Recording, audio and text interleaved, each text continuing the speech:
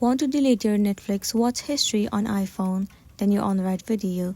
Today I'll be showing you the step-by-step process on how you can easily delete Netflix history. First thing first, move into your application Netflix.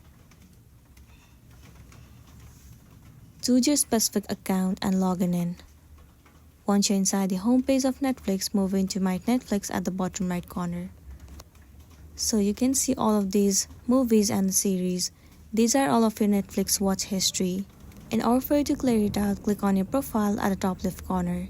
You need to head over to Account. Once you're in this page, scroll all the way down to the bottom of the screen.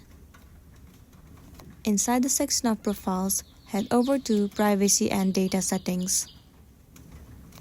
Once you're in this page, head over to Viewing Activity. You have to move into it. From there, you can clear all of your watch history of Netflix and then you'll be good to go.